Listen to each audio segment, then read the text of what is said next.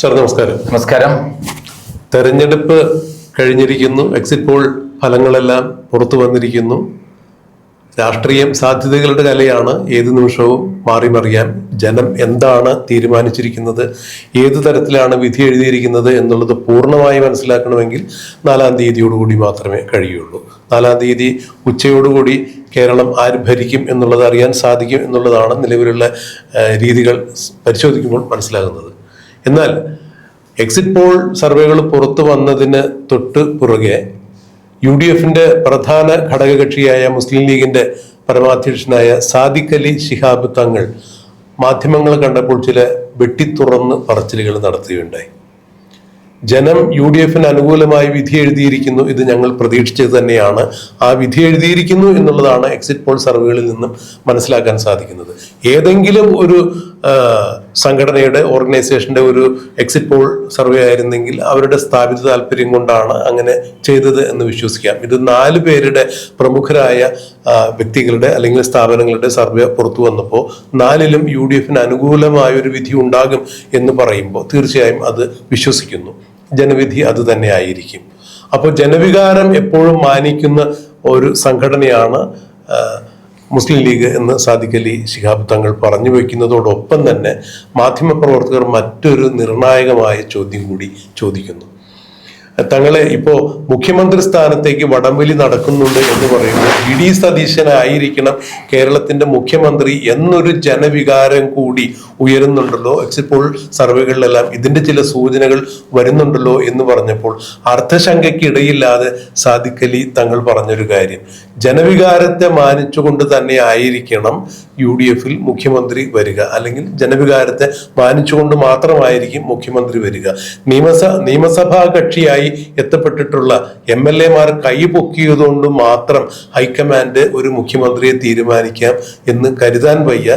തീർത്തും ജനവികാരത്തെ മാനിച്ചുകൊണ്ടായിരിക്കും. അങ്ങനെയെങ്കിൽ VD സതീശനായിരിക്കും മുഖ്യമന്ത്രി എന്ന് UDFലെ ഏറ്റവും മുതിർന്ന ഘടകകക്ഷിയായ മുസ്ലിം ലീഗിന്റെ പരമാധ്യക്ഷൻ ഇത്തരത്തിൽ ഒന്ന് പറയുമ്പോൾ UDFന് ഭരണം കിട്ടുകയാണെങ്കിൽ മുഖ്യമന്ത്രി ആരായിരിക്കണം എന്നുള്ളൊരു തീരുമാനം നടന്നു കഴിഞ്ഞിരിക്കുന്നു എന്ന് വേണ്ടേ മനസ്സിലാക്കാൻ. അല്ല, തീർച്ചയായിട്ടും വളരെ പ്രധാനപ്പെട്ട കാര്യമാണ് സാദിഖ് അലി ശിഹാബ് തങ്ങൾ പറഞ്ഞിട്ടുള്ളത്. കാരണം ഇപ്പോൾ ഉണ്ടായിട്ടുള്ള ഏറ്റവും വലിയ വിവാദം എന്താണ്? ഇലക്ഷൻ റിസൾട്ട് വരുന്നതിന് മുമ്പുള്ള വിവാദം, ഇലക്ഷൻ കഴിഞ്ഞ ശേഷമുള്ള വിവാദം. UDFൽ മുഖ്യമന്ത്രി ആരാണ്?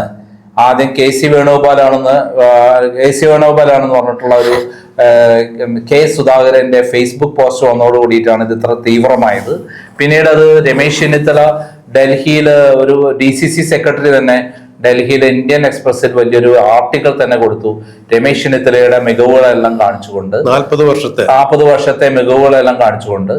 അപ്പം ഇതൊക്കെ കാണിക്കുന്നത് ഇവര് തമ്മിലുള്ള വലിയ വടംവലി UDFൽ ഉണ്ടാകുന്നു. അത് വലിയ തോതിൽ UDFന്റെ നിലനിൽപ്പിനെ തന്നെ ബാധിക്കുന്ന രൂപത്തിലുള്ള സംഭവം ഉണ്ടാക്കുമ്പോൾ ഏറ്റവും ജനപിന്തുണയുള്ള ആരാണ് എന്നുള്ളതാണ് പ്രധാനം.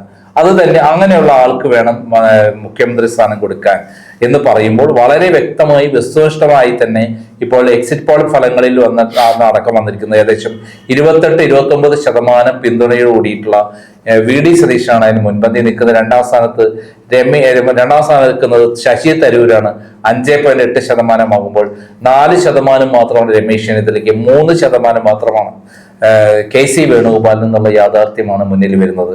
അപ്പോൾ അവരെല്ലാം കൂടി കൂട്ടുമ്പോൾ ഏകദേശം 40%-42% മേധേ 45% വരുമ്പോഴേ പിണറായി വിജയൻ 33-31% പറയുന്നത്. അപ്പം ഇവിടെ പ്രതിപക്ഷത്തെ സംബന്ധിച്ചിടത്തോളം UDFല് ഏറ്റവും ജനപിന്തുണയുള്ള ആളാരെന്ന് ചോദിച്ചാൽ VD സതീശനാണെന്ന് നിസ്സംശയം ഒരു എക്സിറ്റ് പോൾ ഫലങ്ങളിൽ എല്ലാവരും ഒരേപോലെ പറയുകയാണ്.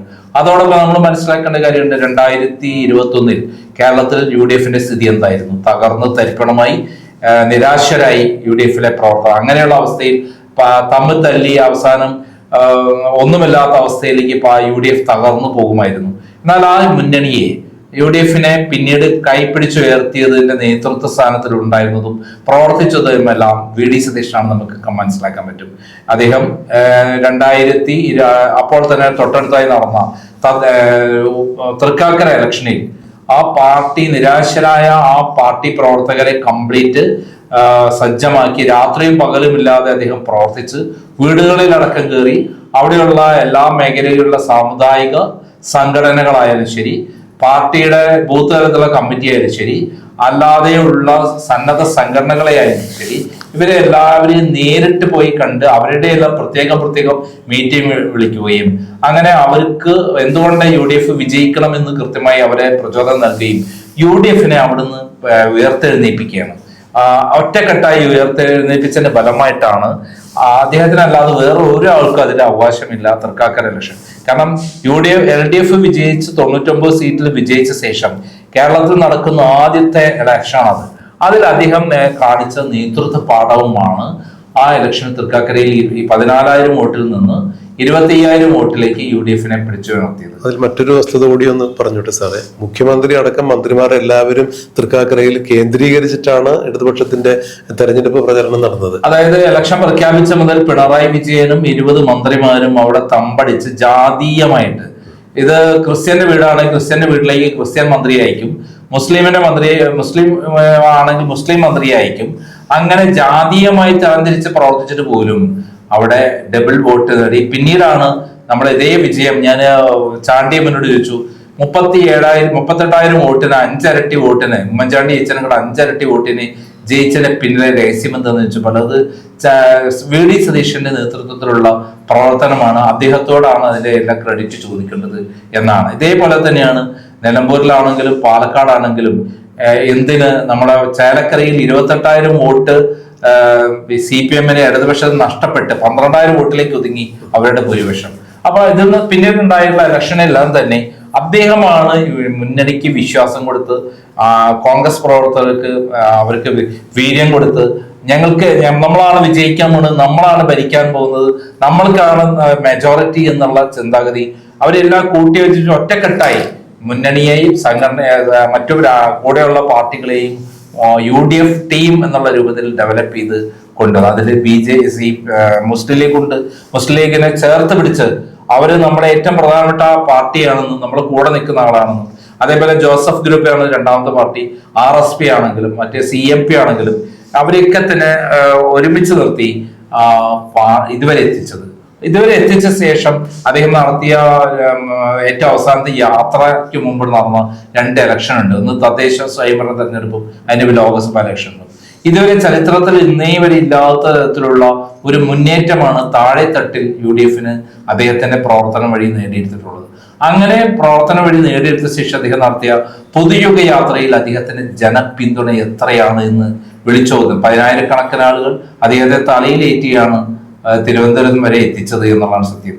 ഓരോ യാത്രയിലും കണ്ട ആവേശം, കേരളത്തിൽ UDF അധികാരത്തിലെത്താൻ പോണു, പിണറായി വിജയൻ മന്ത്രിസഭ, LDF തകരാൻ പോകുന്നു, പിണറായി വിജയനെതിരുള്ള ജനവിരുദ്ധത ഏകോപിപ്പിച്ച് UDFൽ എത്തിച്ചു എന്നുള്ളതാണ് അദ്ദേഹം ചെയ്ത ഏറ്റവും രണ്ടാമത്തെ കാര്യം.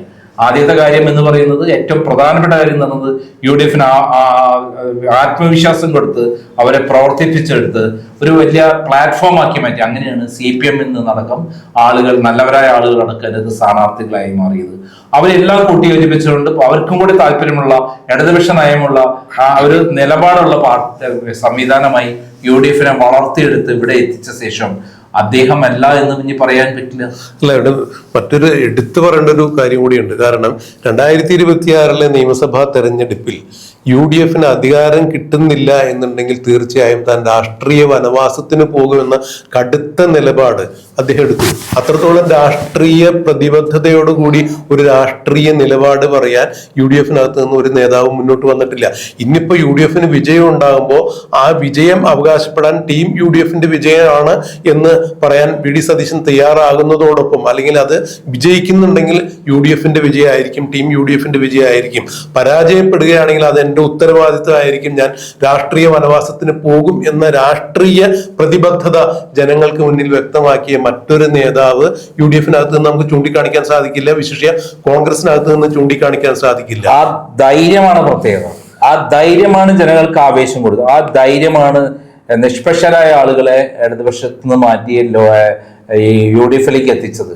അത് തന്നെയാണ് പ്രധാനമായിട്ടും VD സതീശന്റെ വിജയം എന്ന് പറയുന്നത്. VD സതീശൻ അംഗീകരിക്കുന്നത് അല്ല, അത്തരം നിലപാടുകളുള്ള ഒരു നേതൃത്വമാണ് കേരളത്തിൽ ഇന്ന് സാധാരണക്കാരായ ജനങ്ങൾ പ്രതീക്ഷിക്കുന്നത് എന്ന് വേണം മനസ്സിലാക്കാൻ. അതുകൊണ്ടായിരിക്കാം ഇന്നിപ്പോ UDF-ന് അനുകൂലമായി ഒരു തരംഗം ഉണ്ടായിട്ടുണ്ട്, ജനങ്ങൾ അത്തരത്തിൽ വിധി എഴുതിയിട്ടുണ്ട് എന്ന് പറയുന്നുണ്ടെങ്കിൽ തീർച്ചയായും VD സതീശന്റെ പങ്ക് അതിൽ വലിയ പ്രാധാന്യം അർഹിക്കുന്ന ഒന്ന് തന്നെയാണ്. അത് ഈ പറഞ്ഞതുപോലെ പലരും ഭംഗ്യന്തരേണ പറയുന്നത് പോലെ കെട്ടിയിറക്കിയ മുഖ്യമന്ത്രി സ്ഥാനാർത്ഥിയെ അംഗീകരിക്കത്തക്ക രീതിയിലേക്ക് അതിന് UDF-ന്റെ സംവിധാനങ്ങൾ മാറും, അല്ലെങ്കിൽ സമ്മതം പറയും, അല്ലെങ്കിൽ ഏതെങ്കിലും MLA-മാര് കൈവക്കുന്നത് കൊണ്ട് മാത്രം മുഖ്യമന്ത്രി തീരുമാനിക്കപ്പെടും എന്നുള്ളത് ഒരു കാരണവശാലും ഉൾക്കൊള്ളാൻ സാധിക്കില്ല. ഇവിടെയാണ് മുസ്ലിം ലീഗിന്റെ ശക്തമായ നിലപാട് നാം മനസ്സിലാക്കേണ്ടത്. അതായത് ജനവികാരത്തെ മാനിച്ചുകൊണ്ട് മാത്രമാണ് എന്ന് മുസ്ലിം ലീഗ് എന്ന സംഘടന മുന്നോട്ട് പോയിട്ടുള്ളത്. UDF-നെ ശക്തിപ്പെടുത്താൻ വേണ്ടി എപ്പോഴും കോൺഗ്രസിനൊപ്പം നിന്നിട്ടുള്ളത് മുസ്ലിം ലീഗ് തന്നെയാണ്. അത് മുഖ്യമന്ത്രി തീരുമാനത്തിലും അങ്ങനെ തന്നെ ആയിരിക്കും എന്ന് പറയുമ്പോൾ അവിടെ ചില കണക്കൂട്ടലുകൾ നടന്നിട്ടുണ്ട് എന്ന് വേണം മനസ്സിലാക്കാൻ. മാത്രമല്ല, മുസ്ലിം ലീഗിനെ നമ്മൾ എടുക്കേണ്ടത് മുകളിലേക്ക് എടുക്കാവുന്ന ഒരു കാര്യമാണ്. മുസ്ലിം ലീഗ് UDF-ലെ ഏറ്റവും പ്രധാനപ്പെട്ട കക്ഷി തന്നെയാണ്. മലബാർ മേഖലയിൽ UDF-ന് മുന്നേറ്റം ഉണ്ടാക്കുന്നതിന് നിർണായക പങ്ക് എന്ന് പറഞ്ഞാൽ മുസ്ലിം ലീഗിൻ്റെതാണ്. മാത്രമല്ല, മാതൃകാപരമായുള്ള നിലപാടുകൾ കൊണ്ട്, ഒരു മുന്നണി മര്യാദകൾ പാലിച്ചുകൊണ്ട്, മാതൃകാപരമായ നിലപാട് കൊണ്ട് ജനങ്ങളിടയിൽ എല്ലാവരുടെയും അവർക്ക് ഉള്ള സ്വാധീനവും അംഗീകാരവും ഒപ്പം വർദ്ധിച്ചിരിക്കുന്നു എന്നുള്ളതാണ്. അവര് മുണ്ടക്കൈ ദുരന്തത്തിൽ 51 വീടുകൾ പാവപ്പെട്ടവർക്ക് കൃത്യമായി കൊടുത്ത്, മാത്രമല്ല അവർക്ക് വാസയോഗ്യമാക്കി, മാത്രമല്ല അവിടെ താമസിക്കാനുള്ള സൗകര്യത്തിന് ആവശ്യമായ സാധനങ്ങൾ, കട്ടിലായാലും കിടക്കയായാലും അലമാറയായാലും അടുക്കളയിലേക്ക് ആവശ്യമുള്ള സാധനങ്ങളായാലും കുടുംബത്തിന് താമസിക്കാൻ ആവശ്യമായ എല്ലാ ഒരു കുറവും ഉണ്ടാവരുത് എന്നാണ് കുഞ്ഞാലിക്കുട്ടി പറഞ്ഞിട്ടുള്ളത്. നമ്മൾ കുഞ്ഞാലിക്കുട്ടിയെ പലപ്പോഴും പല കാര്യങ്ങളും എതിർത്തുണ്ടായിരുന്നു. പക്ഷെ ഒരു ജനനേതാവ് എന്നുള്ളത്, ജനങ്ങളോട് താല്പര്യമുള്ള നേതാവ് എന്നുള്ളതിൽ അദ്ദേഹത്തിന്റെ നിലപാടുകളും കൃത്യതയുള്ളതാണ് എന്ന് നമുക്ക് പറയാൻ പറ്റും. അതുകൊണ്ട് തന്നെ മുസ്ലിം ലീഗിന്റെ ഒരു തീരുമാനം വളരെ സത്യസന്ധമായുള്ള തീരുമാനമായിട്ട് എടുക്കാൻ പറ്റും. അതുകൊണ്ട് VD സതീശൻ തന്നെയാണ് അടുത്ത മുഖ്യമന്ത്രി വരാൻ പോകുന്ന ആളും എന്നാണ് ഞാൻ വിശ്വസിക്കുന്നത്. എന്തായാലും മെയ് 4-ന് ശേഷം നമുക്ക് അതിന്റെ കൃത്യമായൊരു ചിത്രം കിട്ടും. അതുവരെ നമുക്ക് കാത്തിരിക്കാം.